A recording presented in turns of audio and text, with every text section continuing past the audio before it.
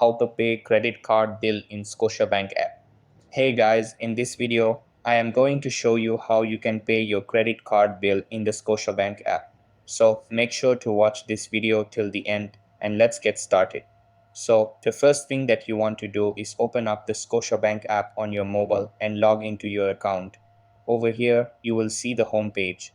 After that, tap on the credit card for which you'd like to pay the bill. Then, as you can see, the balance due will be displayed. Tap on the pay option.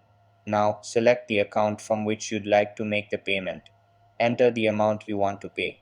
After that, you can choose the payment frequency, such as once, weekly, bi-weekly, or monthly. For now, set it to once.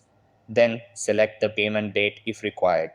Once you've done all of these steps, simply slide to transfer. And then, as you can see, you have successfully paid your credit card bill in the Scotiabank app.